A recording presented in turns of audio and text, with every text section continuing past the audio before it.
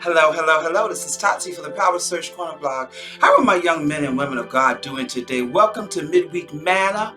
And I tell you, God has got a word for you, and I'm excited because I thank everybody that supported me on coming on live on Monday night at 7. Look to see you next week, but I thank you for just walking with me and being with me through the difficulty of the sound. I thank Bishop Pyramid for calling and letting me know that there was no sound, but I thank you for all your support. But today, someone dropped in my inbox in the wee hours of the morning asking me, would I elaborate on what we talked about on Monday as far as change and how change takes place in vision, and what kind of change are you in your ministry, in your calling, and in your business, and how those changes can come about. So I wanted to give them just a quick version to continue, but I wanted to come from the scripture of Habakkuk 2:2, write the vision and make it plain, and he that readeth can run with it.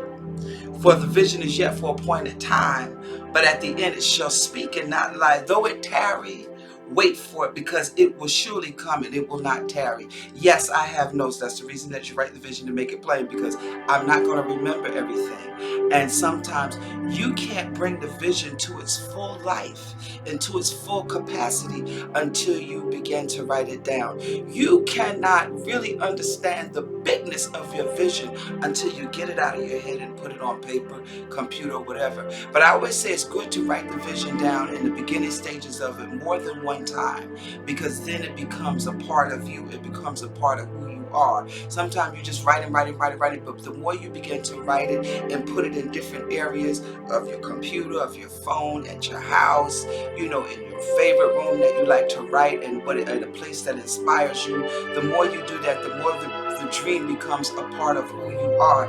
And I'm picking it up from the point of there's a purpose for writing the vision and make it plain. And that was one of the questions that you want to answer, is why we have to write things down. Because I know young people, we live in a shorter time span as far as bites and things like that. But you write the vision down because of the simple fact you want to be able to alter it, to modify it, to transform it, to adjust it, amend it, shift it, allowing God to develop new circumstances for you.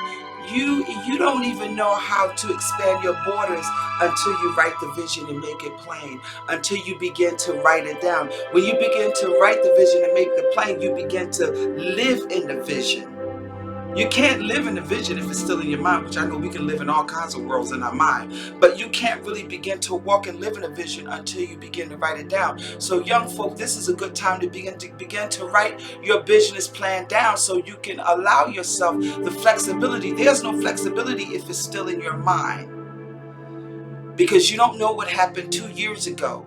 And you might remember it, but you might not remember all the details of when you wrote it down 2 years ago, which gives you the place to be able to go back to modify, to transform it, to shift it, amend it, whatever it is, or allow God to create a different circumstance for your ministry, business, or vision. So that's why it's important to write the vision down. Writing the vision down it's you're able to rework something. When you don't, and here's the thing, by not writing the vision down, you're not prepared. So if you don't have anything written down, you're not prepared. The first preparation in a vision is to write it. If somebody came to you right now and said to you, what will it take to get your vision off the ground?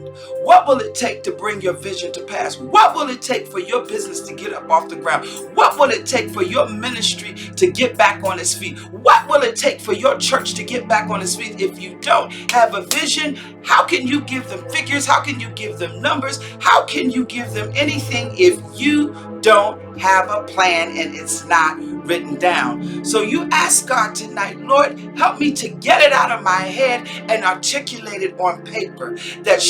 Because God bless people like that. God will come up to you. God will send people your way and say, what does it take to get this business off the ground? How much money you need? You need to be able to get down to almost the penny. And I mean, just close to it. Just like if God sends somebody your way right now and you're just reckless with your funds, God will send somebody your way and say, what will it take for you to get out of debt? You can't be, well, I think it is. You got to be on the know. That means you have to be up on your bills, up on all the different compartments that it's going to take to run your household, everything and all the bills and all the things that it takes to run your vision, to run your business, to run your ministry, to run your church, to get yourself back in a great place. That's why writing a vision and making it plain is so very important. So pick that pen up, get your stylus, because some of us might not be great at pencil and paper, but okay, get that. Start beginning to write it down, and you will see that the creativity flow, and you will find out that the dream, the vision, and the business is bigger than you. So that's the great place to start. So that's why we write.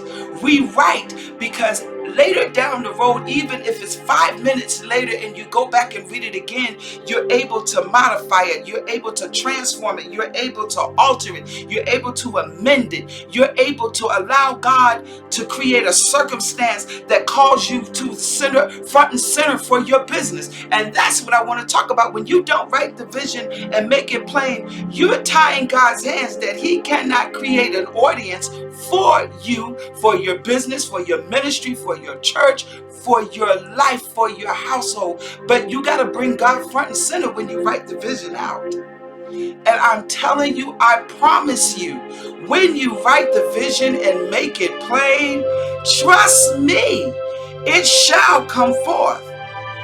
God said it, that settles it. It doesn't matter. And I'm finding out more and more. I know my young folk, you don't need to write things down, but you do. Because when you go back later, you're able to rework some things and find out if something didn't work.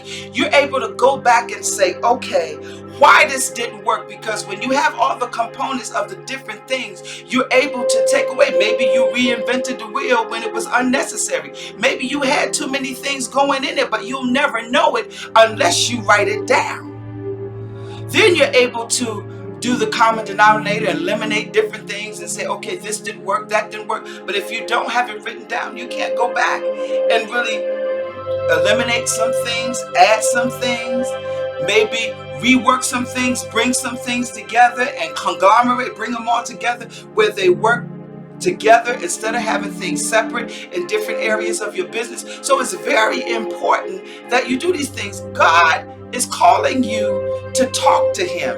He's really, that's all He's really saying to me, to tell you, talk to Him. Me to encourage you, talk to Him. Sometimes you're audible, you got to write it down because you're not going to remember it. Because the more you come out of that atmosphere and that place of where God is speaking to you, you have to write it down because you're not going to remember it. I don't care how good your memory is. Something will make you will miss a detail if you don't write it down. And I encourage you today, young women and men of God, send me your business plan and let me pray over it. Send me your thoughts and let me pray over them. Send me your ideas and let me pray over them. That God can get the glory out of every idea, every vision, every thought pattern. He will get the glory out of it and it shall come forth, but to be a blessing to His people. God is not going to bless you that it doesn't go from generation to generation. So yes, send those business plans to me and let me pray for them. I'm telling you, God is ready to do some awesome things. He's putting us in the position with all these different shutdowns that it will push us into the place of writing that vision and making it plain, getting that business started up. He's creating a circumstance that we can have an audience for the business that He's called us into, an audience for the vision that He's called us into. I'm telling you, this is your time. Take that time, spend it with God, write it down, because I'm telling you, this will be a blessing from one generation to the next, from 1 to 8 generations. And we want to be able to train. So I commend you, young folk, not being afraid to write in and tell me, Tati, will you please just kind of like elaborate a little bit more? No, I don't have to go through an hour, but inbox me with your business plan. Inbox me with your thoughts and ideas that I can really go to God on your behalf, that you can get and God can create a circumstance that you may have an audience for your business. This is Tati from the Power Surge Corner blog. You be encouraged. encouraged. You better get ready to write that vision and make it plain. Stop looking at me and start writing. Talk to you soon. You be encouraged.